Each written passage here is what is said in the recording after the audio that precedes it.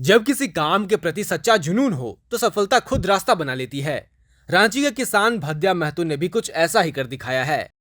उन्होंने एक ही दिन में 20 टन यानी 20,000 किलो तरबूज को 2 ट्रकों में भरकर कोलकाता भेजा और एक ही दिन में 1.5 लाख रुपए से अधिक की बिक्री की। यह उपलब्धि उन्हें न केवल अपने क्षेत्र में एक प्रगतिशील किसान के रूप में पहचान दिला रही है, बल्कि यह किसानों के बीच प्रेरणा और चर्चा का विषय भी बन गई है। भद्या महतो 10 एकड़ भूमि पर खेती करते हैं। मजे की बात यह है कि इनमें से एक भी एकड़ जमीन उनकी खुद की नहीं है। उन्होंने यह सारा खेत अपने रिश्तेदार से किराए पर लिया है, जो उनके जज्बे और आत्मविश्वास को दर्शाता है।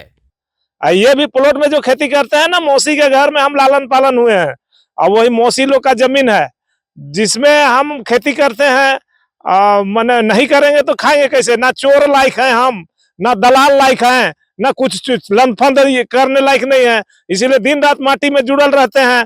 कुछ करेंगे तो कुछ पाएंगे, कुछ करेंगे तो पाएंगे कह के भिड़ल रहते हैं।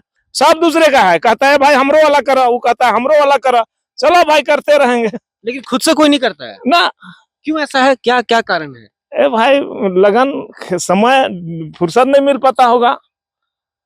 हम तो अपने से कुआं कोण है, मौसेरा भाई का जमीन है।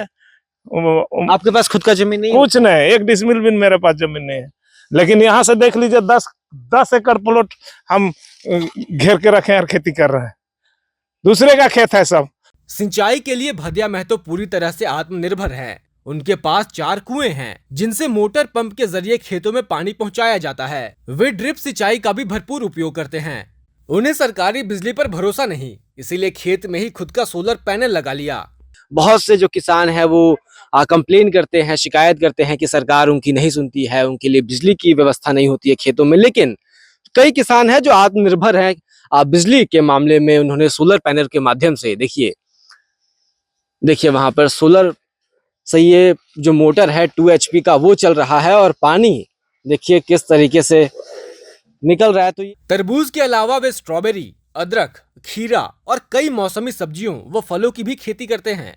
भद्या महतो ने अपनी मदद के लिए 5 स्थायी मजदूरों को भी काम पर रखा हुआ है। 5 आदमी का डेली रोजगार देते हैं। बाबू, हमरा बेटा बहुत गाली देते हैं, पापा मत खेती करो। अरे मोदी सरकार चावल देते हैं, हम कम से कम सब्जी खरीदने के लिए पैसा तो देते हैं 5 गो आदमी का। कम से कम 5 घर का चूल्हा तो शाम को जलता है ना बाबू, इसलिए मजदूर रखेंगे। ये पैसा तो हम कमा के क्या करेंगे? मरेंगे तो या कुछ लेके जाएंगे, हम देखेंगे तुम लोग क्या देगा खटिया में, ऐसे डांट देते हैं। भद्या महतो ऑर्गेनिक खेती में विश्वास रखते हैं। वे रासायनिक खाद के बजाय गोबर से बने जैविक खाद का उपयोग करते हैं। उनका मानना है कि फैक्ट्री में बनी रासायनिक खाद भूमि को प्रदूषित करती है और उसे नुकसान पहुंचाती है। हम लोग गोबर में खेती करते हैं। देखिए इसका गोबर, खाली गोबरे निकलेगा। मतलब जो यहाँ खाली गोबर पे खेती करते हैं। देख लीजिए, इसको फोटो खींचिए, खाली गोबर पर होता है। देखिए, जिसको सस्टेनेबल फार्मिंग भी कहा जाता है कि जो नेचुरल चीजें हैं, जो गोबर है उससे खेती करो ताकि धरती खराब ना हो। भद्या महतो कहते हैं कि धरती उनके लिए माँ के समान है। यह उनका पालन पोषण करती है और मेहनत करने वालों को कभी निराश नहीं करती।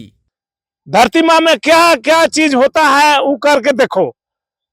इस धरती में क्या जो डालिएगा वो होगा, लेकिन कोई तैयार नहीं होता है। वे यह भी बताते हैं कि सरकार भले ही किसानों के लिए अनगिनत योजनाएं चलाती हो, लेकिन उन्हें इसका कोई लाभ नहीं मिला है। जब उन्होंने अपने स्तर पर प्रयास किए तो सरकारी तंत्र उन्हें और भी पीछे ढकेलने के लिए तैयार खड़ा रहता है। सरकार ना कुआं, ना डारी, ना कोई सुविधा नहीं दिया है जी। जो नहीं करता है वो सबको देता है। उसको दलाल एजेंटा बैठल है सरकारी विभाग में।